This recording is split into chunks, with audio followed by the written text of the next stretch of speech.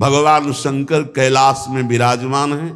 देवर्षि नारद जी, शनकादि बड़े बड़े महापुरुषों की सभा लगी हुई, उस सभा में कह रहे हैं, नारद जी को संबोधन करके भगवान शिव कह रहे हैं, हे नारद जी, ये जो श्री कृष्ण प्रिया राधा है, ये महाचैतन्य शक्ति स्वरूपा जितनी भी देवियां हैं, ये सब इनके अंश से प्रकट हुई है। ये अंतरंग विभूति हैं, इसीलिए इनको कोई जानता नहीं, अत्यंत गोपन तत्व हैं, इसीलिए इनका एक नाम गोपी है। श्री कृष्ण सदैव इनकी आराधना करते, इसलिए नाम इनका राधा है, और ये सदैव श्री कृष्ण की आराधना में रहती, इसलिए इनका एक नाम राधिका है। ये और श्री कृष्ण दो नहीं है, श्री कृष्ण में राधा है, राधा में श्री कृष्ण है। ये राधा परा देवता है। जितनी भी लक्ष्मी आदि शक्तियां सब इन्हीं के अंश से हैं। आपको भगवान का आह्लाद कहा गया है, आह्लाद, और जब मूर्तिमान ये हुई तो राधा कह गई, किशोरी जी कह गई। और तत्कला कोटि कोट्यंसा, भगवान शिव बोल रहे हैं, तत्कला कोटि कोट्यंसा दुर्गाद्य त्रिगुणात्मिका। दुर्गा आदि जितनी त्रिगुणात्मिका दैवी शक्तियां हैं, ये इनके कला से करोड़वें अंश में प्रकट है।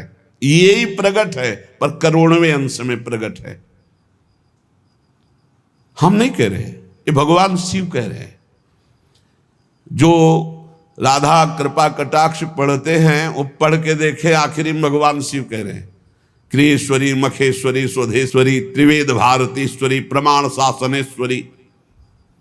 हमारे यहाँ सुधा निधि में महाप्रभु हरिवंश चंद्र जी कह रहे हैं, प्रेमणा सन्मधुरोज्वल हृदय संगार लीला कला वैचित्री परमावधिर भगवता पूज्य विकापी शता ईशानी च सची महासुख तनु शक्ति स्वतंत्रा परा श्री वृंदावन नाथ पट्ट महिषी राधयु सेव्यामम। बोले तत्कला कोटि कोट्यंसा, कला उन्हीं की कला, राधा की ही कला, श्री किशोरी जी के ही अंश से करोड़ों अंश में सब शक्तियों का प्रादुर्भाव हुआ।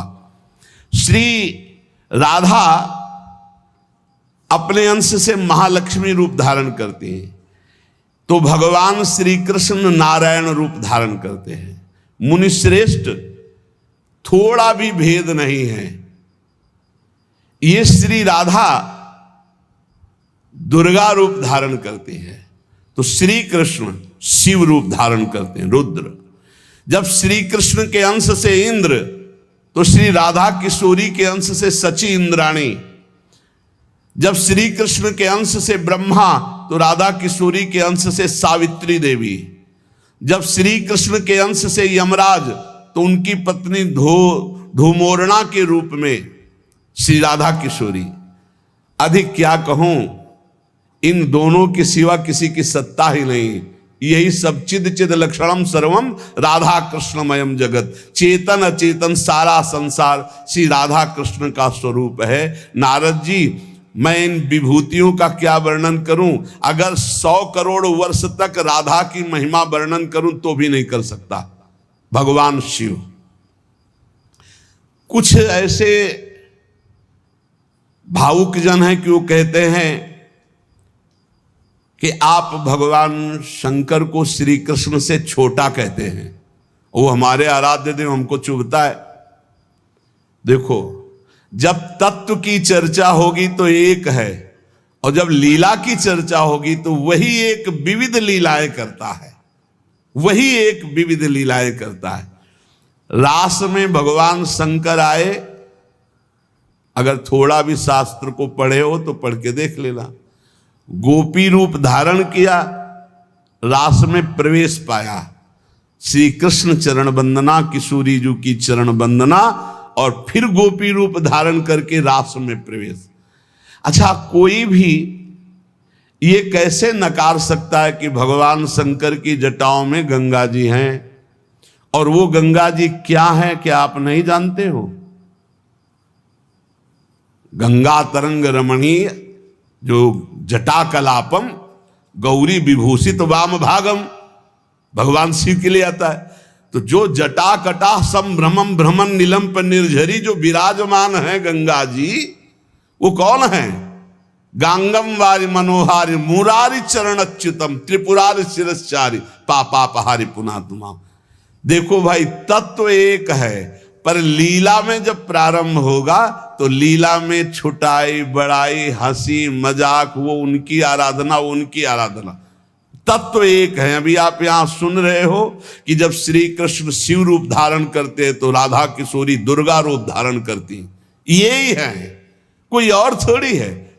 पर जब लीला की बात आती तो वही भगवान शंकर गोपी रूप, आज भी भगवान गोपेश्वर का श्रृंगार होता है गोपी रूप में।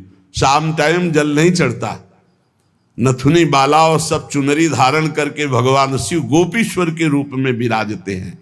भगवान शंकर गंगा जी को नेत्रों से भी रोक सकते थे, लेकिन जटाओं में धारण किया कि श्री कृष्ण का चरणामृत है, वामन भगवान का चरणामृत है, वामन के रूप में श्री कृष्ण ही है।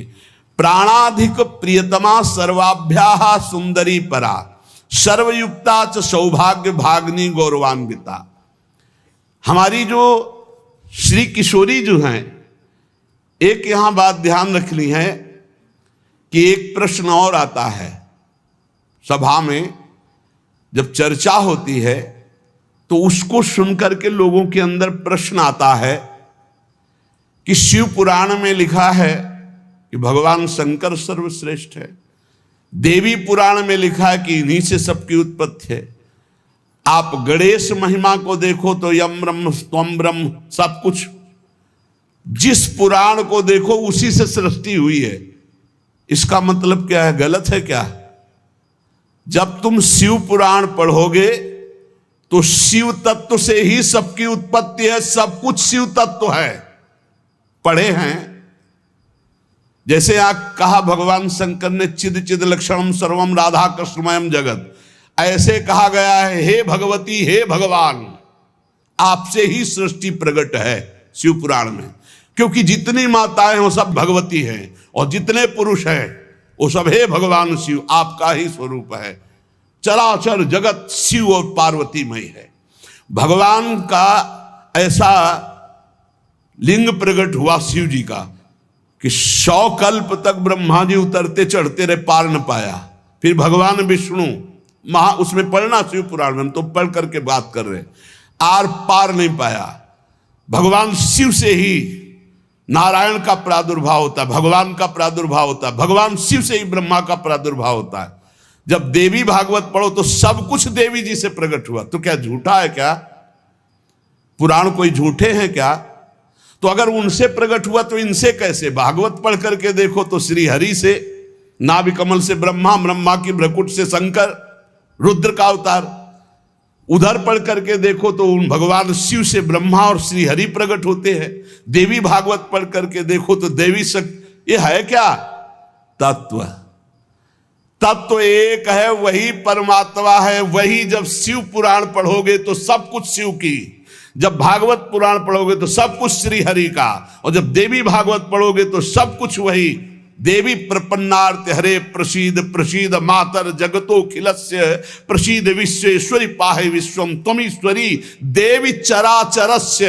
हे देवी तुम ही चराचर में व्याप्त हो, तुम ईश्वरी हो, तुम सर्वशक्तिमान हो, तुमसे बढ़कर कोई नहीं। क्या समझते हो? जो जहां है वही परम तत्व है और वो वही सब कुछ है। इधर से हम देखेंगे तो कृष्णाकार, उधर से देखोगे तो शिवाकार, उधर से देखोगे तो दुर्गा में, उधर से देखोगे काली में। जो बोलो वही परम तत्व है। पर जब हम लीला का गायन करते हैं तो लीला में विभाग हो जाता है। वही एक परमात्मा, वेद कहता है एकोहम बहुश्यामा, मैं एक बहुत रूपों में हो जाऊं। अब वही परमात्मा शासक बन गया, वही शासित हो गया, वही धर्मात्मा बन गया। उसी के छाती से धर्म प्रकट हुआ, उसी के पीठ से अधर्म प्रकट हुआ। अधर्म करने वाला दंडनीय हो गया, धर्म करने वाला बंदनीय हो गया। लेकिन दंडनीय और बंदनीय में दोनों में एक तत्व विराजमान है। तत्व में अंतर नहीं। ये जो समझते नहीं ना, लीला को समझते नहीं है और तत्व को समझते नहीं, तो ये झगड़ा करने लगते हैं कि शिव को छोटा कैसे कह दिया।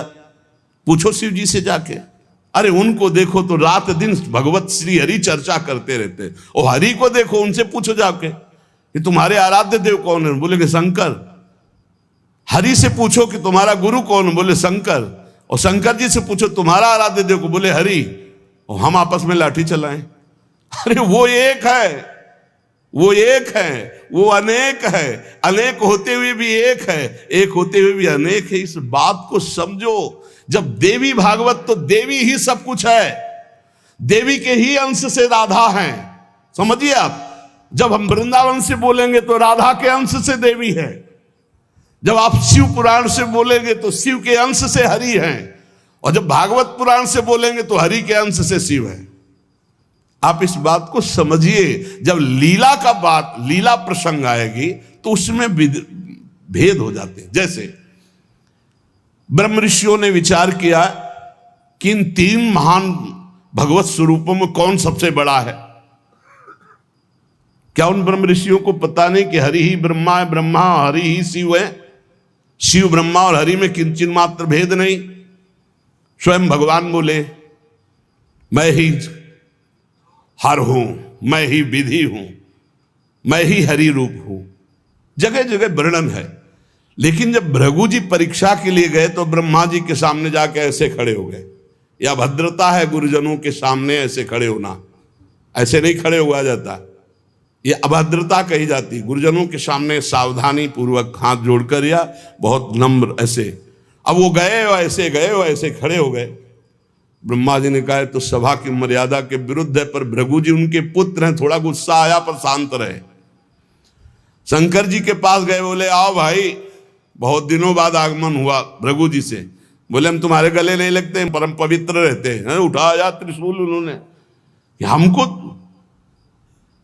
भृगु जी शांत होकर के वहां, और भगवान हरि के पास गए, सैया में पड़े हुए थे, सीधे लात मारी जाके, सीधे छाती पे लात। भगवान उठे और कहा मुझे पता नहीं था आप आ रहे हो, नहीं आपकी अगवानी करता, और चरण दाबने लगे। बोले आपके चरण बहुत कोमल है, मेरी छाती बहुत कठोर, कहीं चोट तो नहीं लग गई। और आज के बाद जब जब अवतार भी लेंगे तब तक आपका भृगु चरण चिन्ह ये हमारे छाती पे बना रहेगा, ये हमारा बड़ा सौभाग्य। आंसू आ गए भृगु जी के।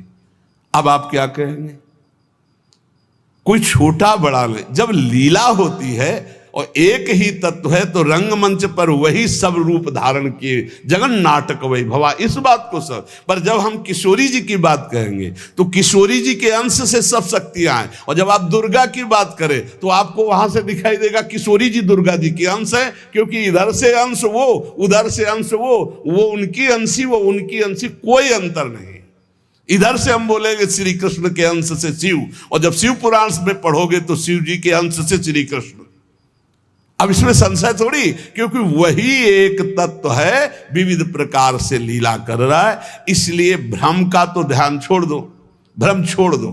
जब जब जैसा अवसर आया वही रूप धारण किए तत्व विराज। पर जब लीला की चर्चा होगी तो माधुर्य रस में ऐश्वर्य का प्रवेश नहीं, भगवान के ऐश्वर्य का प्रवेश नहीं, तो और ऐश्वर्य शक्तियों की तो बात जाने दो। कभी आपको कोई भी शास्त्र मिला हो कि ब्रज में सुदर्शन चक्र का प्रयोग भगवान ने किया या प्रवेश हुआ, तो हमें बताना। कभी दिव्य वैभव का प्रयोग, क्योंकि ये माधुर्य का क्षेत्र है, ये जो ब्रज है ये वात्सल्य माधुर्य। कभी सुदर्शन चक्र से ब्रज में किसी को मारा हो, मुझे तो याद नहीं है। आप लोगों को कोई याद आवे तो हमको भी बता देना, क्योंकि अभी तक तो नहीं पढ़ा है। आगे अगर किसी को लगे, दूध पीते हुए पूतना को मारा, प्रवेश करके अगासुर को मारा, फाड़ के बकासुर को फेंक दिया, और उसका पैर पकड़ के धेनुकासुर को मारा, बस यही थप्पड़ घूसा इसी से पहुंचा दिया है। ना तो कौमोदकी गदा आई है, ना प्रभु की तलवार आई है, ना यहां सुदर्शन चक्र आया है, ना यहां दारुक सारथी रथ लेके आया है। ये ऐश्वर्य नहीं, ये प्रेम देश है, ऐश्वर्य का प्रवेश नहीं है यहां। और जहां कहीं ऐश्वर्य का कुछ दिग्दर्शन कराना चाहा तो वहां वात्सल्य ने डांट लगा दी है। जैसे मुख में जब मिट्टी खाई हो ऐश्वर्य दिखाना शुरू किया तो वात्सल्य ने डांटा है, यहां नहीं। तो तुरंत मैया को लगा है मेरी आंखों का दोष कोई है, ये तो मेरा लाला है ऐश्वर्य का। अब जब निकुंज की बात आती है तो इसमें तो बिल्कुल ऐश्वर्य का प्रवेश नहीं है। ब्रज में तो आप थोड़ा ऐश्वर्य की झलक दिखा दिए, अंतर ध्यान हो गए, लेकिन निकुंज में कहीं नहीं कि अंतर ध्यान की लीला एक बार भी हुई हो। निकुंज में बताना पूरे वाणियों को पढ़ करके। अब जो निकुंज रस है इसमें कहीं वर्णन नहीं है कि अष्टभुजा का प्रवेश है या षोडश भुजा का। हमारी ही श्री जी सब अंशों से है, लेकिन ऐश्वर्य रूप नहीं, ये महामाधुर्य रूप है। इसी महामाधुर्य की महिमा की हम उपासना करते तो हमारे लिए हमारा उपास्य देव सर्वश्रेष्ठ है। और जब उपास्य देव की सर्वश्रेष्ठता की लीला में देखते हैं तब ये वर्णन आता है कि अनंत शक्तियां, देखो भगवान शिव ने स्वयं वर्णन किया कि ये जो अनंत शक्तियां तत्कला कोटि कोट्यंसा दुर्गाद्यस्त्र गुणात्मिका। अब देखिए वही प्रभु है शक्ति, वही है शक्तिमान, किंचन मात्र अंतर नहीं। लेकिन प्रभु आदेश करते हैं कि मैं अब अवतार लेने जा रहा हूं, भागवत में पढ़ के देख लेना। तुम हे महाशक्ति बलराम जी का कर्षण करके रोहिणी के गर्भ में डालो और मैं स्वयं अवतार लो। तुम जाकर नंद बाबा के यहां कन्या रूप से पूरी लीला पढ़ के देख लो। और नाम चामुंडा कुष्मांडा दुर्गा आदि तुम्हारे विविध नाम भगवान ने रखे और तुम सबकी कामना पूर्ण करने वाली होगी। जाओ मेरा आदेश है ऐसा करो। भगवान ने आदेश किया, शक्ति कार्य कर रही। भगवान की प्राप्ति के लिए उसी शक्ति की आराधना कात्यायनी रूप से गोपिकाएं करते हैं कि मुझे श्री कृष्ण पति रूप में प्राप्त हो। उसी शक्ति की आराधना सीता जी गौरी पूजन करती है। और सीता जी कौन है? काल रात्र निश्चर कुल केरी, महाकाल रात्रि स्वरूपा उनको गोस्वामी जी ने कहा। काल रात्रि निश्चर कुल केरी, जय सीता पर प्रीति घनेरी। ये नहीं समझ रहा रावण की साक्षात इसका काल पधारा है। ये काल रात्रि महाशक्ति स्वरूप चाट जाएंगे, कुछ नहीं बचेगा लंका में। ये दुष्ट जिनके प्रति विरोध भाव कर रहा है कौन है? वही गौरी है और वही गोरी है, वही महाशक्ति है और वही सीता जी है। अब आप समझिए, आदि शक्ति जय जग उपजाया, सीता जी गौरी पूजन कर रहे हैं। गौरी जी खसी माल मूर्ति मुस्कानी, जाओ मनुजा हिराचियो मिली सोबर साध सुंदर साव। तो सीता जी कौन है? मनुष्य रूपा को भगवान राम कह रहे। आदि शक्ति जय जग उपजाया, सो अवतरी मोर यह माया। अरे कोई भेद नहीं, कहीं भेद नहीं। पर जब लीला की बात करेंगे तब लीला में भेद दिखाई दे रहा है कि सीता जी गौरी जी का पूजन कर रहे हैं, उनसे वरदान प्राप्त कर रही हैं। और भगवान प्रिया सती को संशय हो जाता है। लीला भेद देखो कि ये राम जी कैसे सच्चिदानंद में, जब हे खग हे मृग हे मधुकर श्रेणी, पूरा प्रसंग पढ़ करके देखो आप। और है कौन? या देवी सर्वभूतेषु बुद्धि रूपेण संस्थिता। जब लीला में देखोगे तो तत्व की बात भूलना पड़ेगा, तभी स्वाद आएगा। और जब तत्व देखोगे तो शांत रस आएगा। ये दास्य वात्सल्य सख्य ये रसों का स्वाद नहीं मिल पाएगा। उसमें एक ही तत्व है, तो समझ में आ रहा है वही तत्व है। जब लीला में देखोगे तो आपको वही तत्व परशुराम है, वही तत्व राम जी है। लेकिन राम जी के आगे परशुराम जी घुटने टेक कर जय जय जय रघुकुल केतु, भृगुपति गए तपहि बने हेतु। ये समझना होगा। ये जो आजकल के नए बच्चे ना, ये तर्क वितर्क शुरू कर देते हैं। लीला में तर्क वितर्क नहीं होता है, तत्व में एक ही वस्तु है। तत्व की जब बात करोगे तो आप क्या समझते हो? कितने दिन से तुम दुर्गा जी की उपासना करते हो? बचपन से आराधना, और पूरी अम्मा मान के, पूरी जैसे अपनी अम्मा, पूरा आसक्ति अम्मा, आद्या शक्ति दुर्गा, और पिता भगवान शिव। तुम समझते नहीं हो, जहां हमें भेजा है उस तत्व को जो समझाया उस तत्व से बोल रहे। तुम उसको दो पक्ष में ले रहे हो। तुम्हारे को क्या पता कि महादेव जी मुझे कितना प्यार करते हैं, भगवती कितना प्यार करती है, हम भगवती अम्बा और महादेव जी से कितना प्यार करते हैं। तत्व को समझिए। राधा तत्व सर्वत्र व्याप्त तत्व है, चिद चिद लक्षणम सर्वम राधा कृष्णमयम जगत। पर जब लीला में स्वरूप राधा जी का जो है वो कहीं त्रिभुवन में कहीं नहीं है, क्योंकि महामाधुर्य रस प्रेम स्वरूपा है, जिनकी आराधना स्वयं श्री कृष्ण करते, और जिन श्री कृष्ण की आराधना भगवान शंकर शनकादि ब्रह्मादि सब करते। ये हमारे उपास्य देव है। और जब आप अपने उपास्य देव के विषय में जैसे बोले कि श्री कृष्ण जिनके सेवक हैं ऐसे महादेव, कोई परेशानी नहीं। श्री कृष्ण जिनके सेवक हैं ऐसे महादेव, क्योंकि हमें पता है कि तुम जो बोल रहे हो वो सत्य बोल रहे हो, क्योंकि वैसे ही उस तत्व को देखा जाता है। ये तत्व है ही ऐसा कि हम जिस भावना से जैसे देखें वैसे दिखाई देगा। जब हम गणेश स्तोत्र पढ़ते हैं तो सब कुछ गणेश जी बने हुए हैं। जब राम स्तोत्र तो सब कुछ राम, जब कृष्ण सब कुछ कृष्ण, जब नरसिंह तो सब कुछ नरसिंह, जब वाराह तो सब कुछ वाराह, वही बने हुए, दूसरा कोई नहीं। इसमें हमें कोई संशय नहीं है। तुम्हें कितना ज्ञान है? उनके पति हैं शिव ज्ञान समुद्र, वो कह रहे हैं, हम तुम्हें पूरा परिचय के साथ बता रहे। पद्म पुराण पाताल खंड अध्याय 81 उसमें कह रहे तत्कला कोटि कोट्यंसा दुर्गाद्यास त्रिगुणात्मिका। कभी रास का स्वाद लिया है? रास का स्वाद लेना है तो ब्रज रस में। इसी यही तो वृंदावन की लीला, मत समझो गुरु को चीला, या ऋषि मुनि गए हार जपे जा राधे राधे। ऋषि मुनि गए हार जपे जा राधे राधे। प्रियालाल हैं प्रियालाल। अगर हम जो बोलते हैं उसकी बात को समझ लेना, कह दो कहाँ प्रमाण है तो हमारी छाती प्रमाण है, खिलवाड़ मत समझना। अगर तुमने राधा किशोरी की अवहेलना करके कहा कि अम्बा, जब जड़ भरत जी के ऊपर गड़ासा चलाने की बात अम्बा के ही सेवकों ने किया तो भद्रकाली सहन नहीं कर पाई और मूर्ति फोड़कर प्रकट हो गई, काट के फेंक दिया अपने ही उपासकों को। वो उसमें रहे ना, राधा किशोरी है।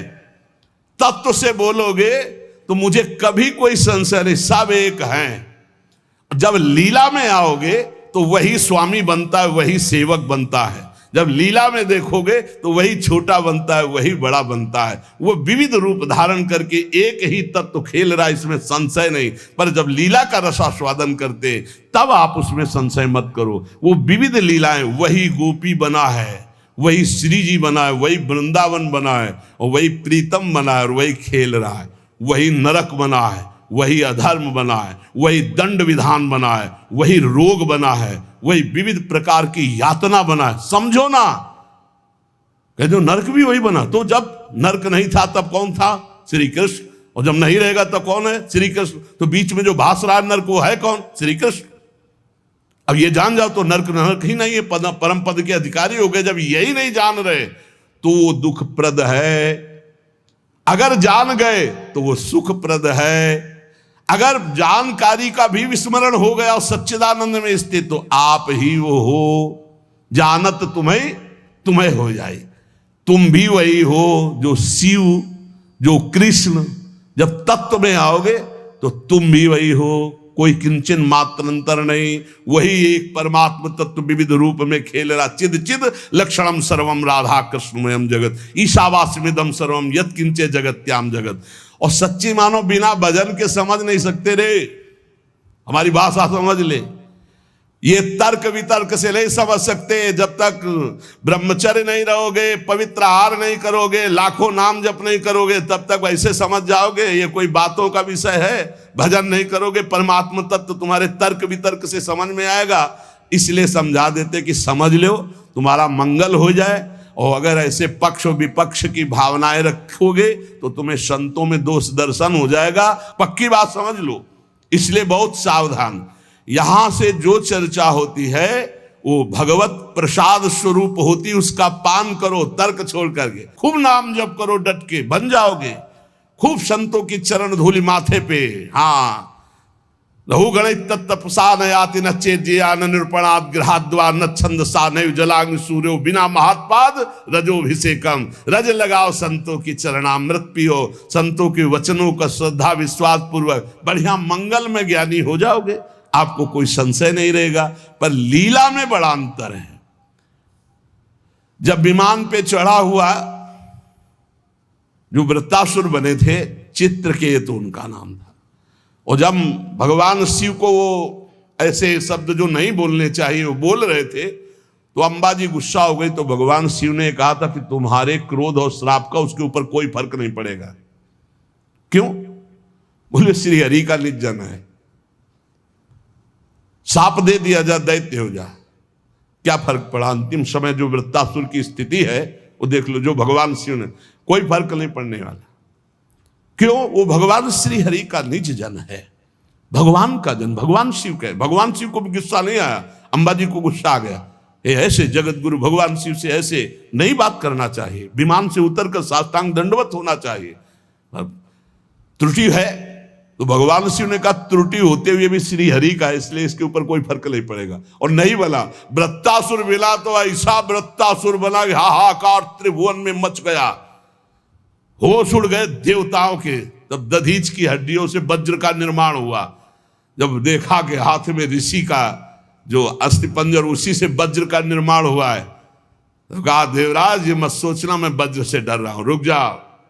भगवान हरि से बात की, जैसे छोटा सा बछड़ा अपनी माँ की, जैसे घोंसले में बिना पंख उगे हुए बच्चा चिड़िया का अपनी माँ का, जैसे परदेश गए हुए पत्नी अपने पति का चिंतन, हे नाथ ऐसे ही हमारी वृत्ति आप में लगी रहे। और आज चलाओ, ये अमोघ है, चिंता मत करो, ये अमोघ है, मेरे ऊपर चलाओगे विध्वंस हो जाऊंगा, क्योंकि मैं जानता हूं ये क्या स्थिति वृत्तासुर की। अंतिम समय एकदम भगवदाकार वृत्ति जो बड़े बड़े ब्रह्म ऋषियों की होती है, वही महाभागवत वृत्तासुर की। इसलिए हरि सर्वत्र सब रूपों में व्याप्त है, इसमें कोई संशय नहीं। मत्ता परतरम नान्यत किंचित् अस्ति धनंजय। पर पुराणों में जो है, जहां जिस पुराण की चर्चा वही सर्वोपरि है।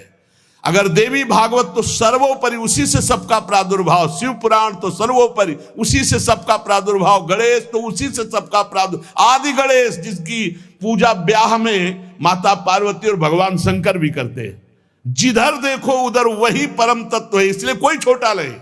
पर जब लीला में आएगा तो एक स्वामी बनेगा, एक सेवक बनेगा, विविध प्रकार की लीलाएं होंगी। लीला में प्रश्न नहीं, तत्व में अगर प्रश्न उठाओ तो एक ही तत्व है, उसमें कोई अंतर नहीं। पर जब लीला होती है, जैसे अब शिष्य की लीला, गुरु की लीला, अपराधी की लीला, जीवन मुक्त की लीला, लेकिन तत्व एक ही है, तत्व में अंतर नहीं है।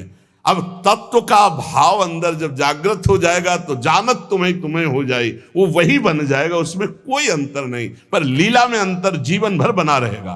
तत्वबोध होने के बाद ऐसा थोड़ी कि गुरु के समान जाकर आसन में बैठ जाए, चाहे जितना बड़ा तत्व ज्ञानी हो, जब गुरु बैठे होंगे तो सर झुका के उनके चरणों में बैठेगा। तत्वबोध हो चुका, जानत तुम्हें हो जाए, वो भगवान स्वरूप हो चुका है, लेकिन गुरु है इसलिए नीचे बैठेगा। इसलिए कभी कोई भगवत चरित्रों पर संशय ना करे, कोई छोटा बड़ा नहीं है। पर जब खेल खेलने में उतरते हैं तो वही तत्व छोटा बनता है, वही बड़ा बनता है, वही स्वामी बनता है, वही सेवक बनता है। विविध प्रकार से वो जगन नाटक वैभवा अपने जगत में नाटक का स्वरूप करके वो वैभव प्रकाशित कर रहा है। ये खेल जान जाओ, या रहस्य रघुनाथ कर बेग न जाने कोई, जो जाने रघुपति कृपा तो सपने मोह न होए। ये जो अज्ञान की बातें करते हैं, इनके अंदर भजन नहीं, इसलिए जान नहीं पाते। प्रवचन धंधा नहीं, प्रवचन है ये, जो तुम्हारे हर दुर्गुण दुराचार का नाश करके तुम्हें सतमार्ग में स्थापित कर देगा। ये वो नहीं है, ये कोई धंधा नहीं, ये केवल भगवत प्राप्ति के लिए। और यहां जितनी चर्चा होती है वो सब उसी एक तत्व की होती है, और उसी एक तत्व में कोई स्वामी है, कोई सेवक है, कोई महान है, कोई छोटा है, बस तत्व में अंतर नहीं। आपने लाखों बार सत्संग में सुना होगा कि तत्व एक ही है, इसमें कभी संशय नहीं है। हाँ, जब उसकी लीला चलती तो लीला में भेद है, और लीला रसास्वादन में भेद है, और रस की भाव गरिमा में भेद है। जैसे कोई सखा है तो कोई दास है, कोई गोपी है तो कोई सहचरी है, और अलग अलग भावों से उसी परमात्मा तत्व का रसास्वादन हो रहा है। अंतर की, इसलिए सब संशय छोड़कर एकमात्र भगवद आश्रित, जहां तुम जो हो। गणेश उपासक के लिए सर्वोपरि गणेश, सब उनके नीचे। देवी उपासक के लिए सर्वोपरि देवी, सब उनके नीचे। शंकर उपासक के लिए शंकर जी सर्वश्रेष्ठ, उनके सामने। कृष्ण उपासक के लिए कृष्ण सर्वश्रेष्ठ, राम उपासक के लिए राम। हमें कोई संशय नहीं, क्योंकि वही तत्व बैठा हुआ है।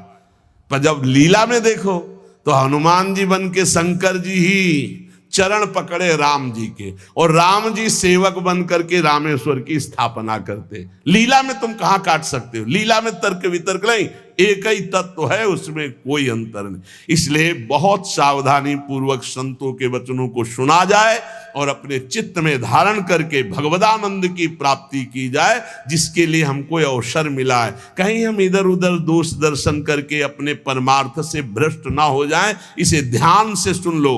जो जिनकी उपासना कर रहा है उसके लिए वो सर्वोपरि है। सर्वोपरि इसलिए कि वही सर्वोपरि तत्व है, दूसरा कोई नहीं है।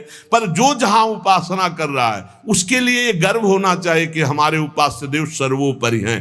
तर्क की जरूरत नहीं, मान्यता की जरूरत है। आप सर्वोपरि मानेंगे तभी तो आपका मन आराध्य देव में पूर्ण समर्पित होगा, और जब आप अनुभव करेंगे तो सब रूपों में मेरा ही आराध्य देव है, ऐसा आपको अनुभव होगा। और यही अनुभव होना परम सत्य अनुभव होना है। इसलिए खूब नाम जप करो, अच्छे आचरण करो, तर्क वितर्क मत करो। लीला अलग क्षेत्र है, तत्व ज्ञान अलग क्षेत्र है। तत्व का बोध होना और लीला में प्रवेश होना, दोनों में बहुत अंतर है। जब लीला की बात आएगी तो तत्व अंतर ध्यान हो जाता है, नहीं तो कैसे ध्यान है?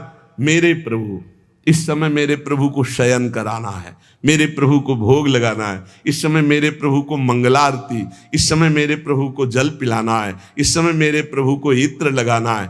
ये हम तत्व से थोड़ी देख रहे, हम भाव से देख रहे। भावोत्सवेन भजताम रस कामधेनु। और जब हम भाव से देखते हैं तब हमको ये दिखाई देता है कि हमारी श्री जी के समान केवल श्री जी है, दूसरा कोई नहीं है। क्योंकि दूसरा कोई है ही नहीं। मेरे तो गिरधर गोपाल, दूसरो न कोई। ये हमको देखना, मीरा जी से लड़ना थोड़ी। कहेंगे करो पूजा भाई, हमको परेशान कब कर रहे हैं? हम तो कह रहे मेरे तो गिरधर गोपाल, दूसरो न कोई। उनकी नंद कह रही थी ये हमारी कुल देवी पूजा को, बोले करो ना। बोले नहीं तुमको करना पड़ेगा। बोले हम तो नहीं करेंगे, हमारे तो गिरधर गोपाल, दूसरो न कोई। जाके सिर मोर मुकुट मेरो पति सोई। उनका नहीं करना चाहिए। बोले क्यों करना चाहिए? बोले सुहागवती होती तो विधवा थी। बोले तुमने कुल पूजन नहीं किया क्या? तुम क्यों वैधव्य को प्राप्त हो? बस यही जगह से शुरू हो गया था उसका द्वेष भाव, बहुत प्रचंड द्वेष। तो सच्ची मान लो, हमारी प्रार्थना मान लो, झगड़ा झंझट की भावनाओं का त्याग करके एक ही परम तत्व है। जब लीला में उतरता है तो आप पढ़ के देख लो भागवत में। भरत जी जो जड़ भरत जी के रूप में है, देवी उपासक उनको ले गए और बलि देना चाहते थे। तो जे ही सर झुकाया तो अंबा जी के हृदय में आग लग गई। ऐसे परम निर्मल पुत्र का वध मां सह सकती? फाड़ करके मूर्ति प्रकट हो गई, काट के फेंक दिए। भागवत में पढ़ के देख लो भाई। वही परम तत्व है जो श्री कृष्ण है, वही काली है जो काली है, वही श्री कृष्ण है। मुझे समझने में इतना भी भेद नहीं, लीला में बड़ा भेद है। लीला में जब आते हैं तो अलग अलग रसास्वादन हो जाता है। तो लीला रसास्वादन पाने के लिए चरणों में जाकर के अपने अपने गुरुजनों की आराधना करो, खूब नाम जप करो। जब लीला चरित्र का प्रकाश होगा तब आप जान पाओगे। और श्री किशोरी किशोर जू का ये अद्भुत विलास, जो भगवान ब्रह्मा सनकादि शिवादि जिसका जस गाते हैं और याचना करते हैं, जो रज शिव सनकादि की याचत। अब कैसे रसमयी ग्रंथों में प्रवेश नहीं तो बाहरी लोग नहीं समझते, पर हम अपने सत्संगी जनों से कहते हैं अपनी उपासना में अपने आराध्य देव के समान कोई नहीं है। ये सबको मानना चाहिए। जब तक मानोगे नहीं, निंदा किसी की नहीं कर ली, पर अपने उपास्य देव अपने लिए सर्वोपरि हैं, उनके समान कोई नहीं। जब ऐसा मानोगे तभी आप प्रेम रस को प्राप्त होगे।